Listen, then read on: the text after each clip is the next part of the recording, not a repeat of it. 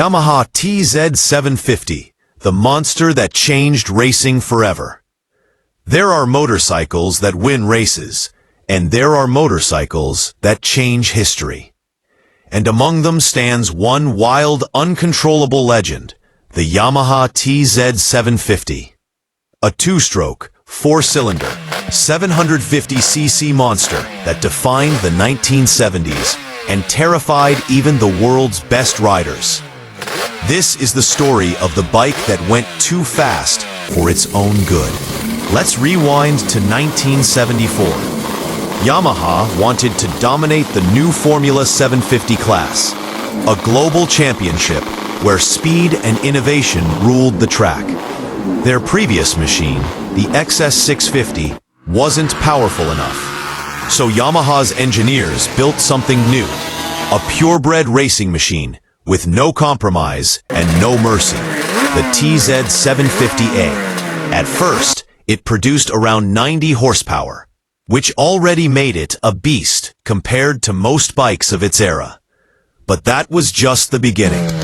By 1975, Yamaha had unleashed the upgraded monoshock version, improving handling and stability.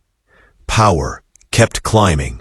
110 horsepower, 120, and eventually over 140 horsepower in the hands of factory tuners. The TZ750 was capable of speeds up to 180 miles per hour, or nearly 290 kilometers per hour. Absolutely insane for the 1970s. It became an unstoppable force at the Daytona 200, winning repeatedly from 1974 to 1982. Yamaha didn't keep it just for factory teams. They sold it to private racers, giving independent riders the power to compete with the world's best. But power came at a price.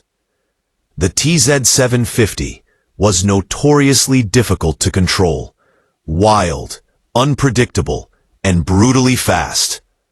Riders said it felt like riding a hand grenade.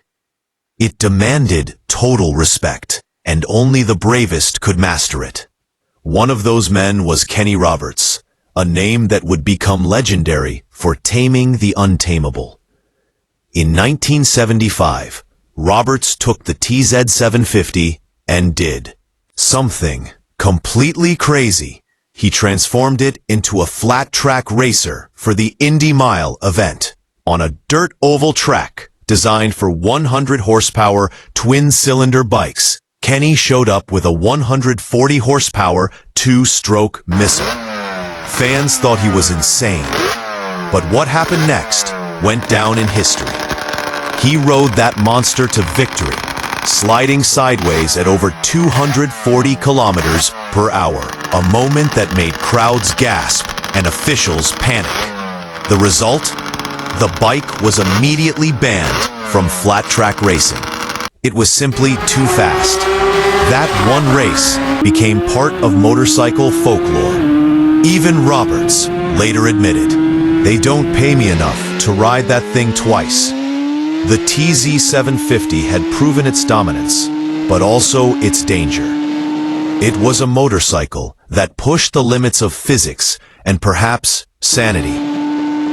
Only around 550 units were ever produced, making it one of the rarest and most desirable racing bikes today.